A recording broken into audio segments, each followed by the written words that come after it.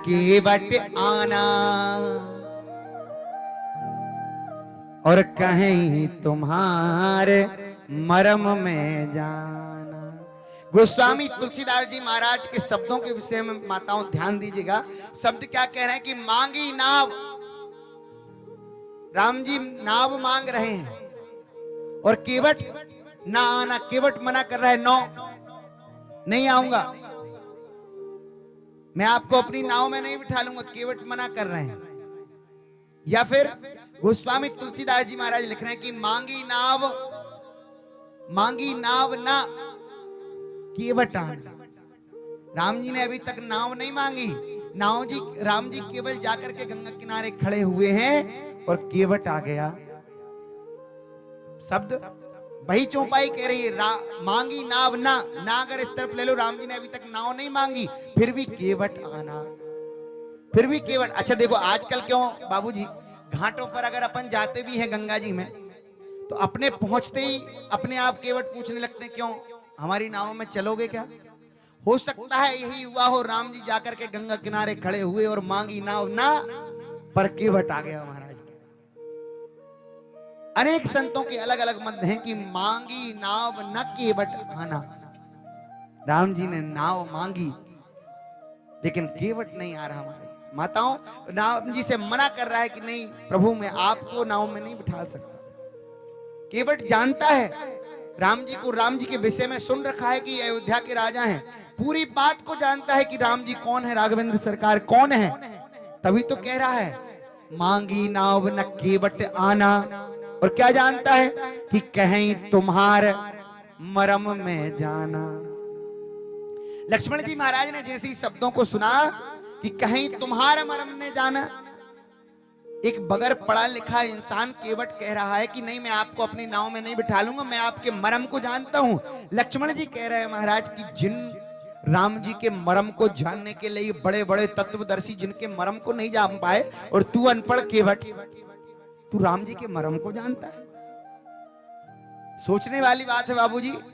जो बड़े बड़े वेद पाठी हैं, पुराणों के प्रवक्ता हैं, बड़े बड़े जो भगवान को नहीं जान सकते, नेति नेति कह के जो वेद भी महाराज मना कर देते हैं कि इनके बारे में कितना लिखूं, लिख लिख करके हार गए, उनके बारे में पूरी बात कोई नहीं जान सकता। और आज उनके लिए केवट कह रहा है कि तुम्हारे मरम को मैं जानता हूं। गोस्वामी तुलसीदास जी महाराज की एक एक चौपाई माताओं ऐसी है, एक एक चौपाई पर अगर बोलना चाहे तो 7 दिन तो क्या महाराज 1 महीने की कथा भी कम पड़ जाएगी। क्या कहते हैं कि मांगी नाव न केवट आना। कारण कुछ भी हो, राम जी ने नाव मांगी पर केवट नहीं आ रहा। केवट मना करता है कि नहीं नहीं प्रभु मैं नहीं आ सकता। क्यों? अगर मैं आ गया और आप अगर मेरी नाव में बैठ गए, मैंने सुना है कि आपके चरण के प्रभाव पड़ने से, चरण की धूल पड़ने से अहिल्या नारी बन गई, एक पत्थर नारी बन गई। और अगर मेरी नाव अगर आपके प्रभाव से महाराज अगर नारी बन गई तो महाराज एक ही तो अभी तक संभल नहीं पा रही, और आपने दूसरी और बना दी तो महाराज घर में चिंता बढ़ जाएगी। शायद इसलिए केवट कह रहा है कि नहीं आपको मैं जानता हूं, तुम्हारे मरम को मैंने सुना है।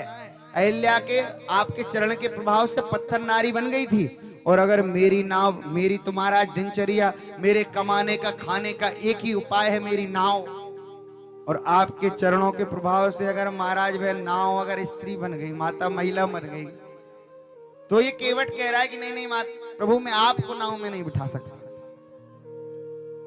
जो प्रभु पार अवश्य गाचहूं, और मोहि पद पदुम परा पखारन कहूं। मैं आपको प्रभु अपनी नाव में ऐसे नहीं बिठा सकता, क्योंकि मुझे पता है अगर मैंने अगर आपको नाव में बिठा लिया और मेरी नाव अगर नारी बन गई तो मेरी समस्या बढ़ जाएगी।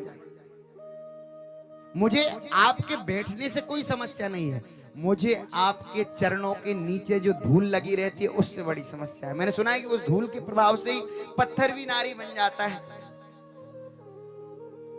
फिर क्या किया जाए महाराज, नाव एक ही है, गंगा जी में एक ही केवट है, लेकिन केवट के हृदय के भाव को देखिए महाराज। यह केवट को देखकर, केवट की बातों को सुनकर के प्रभु राम भी लीला कर रहे हैं। केवट से कहते नहीं नहीं हमें गंगा पार जाना है, क्या तुम अपनी नाव में हमें लेकर चलोगे? लेकिन केवट कहता है नहीं प्रभु, मैं आपको अपनी नाव में नहीं बिठा सकता। अच्छा, प्रभु भी जानते हैं कि केवट ही मुझे नाव से पार लगा सकता है, गंगा पार कर सकता है, लेकिन फिर भी राम जी कह रहा है केवट की नहीं प्रभु, मैं आपको पार नहीं लगाऊंगा।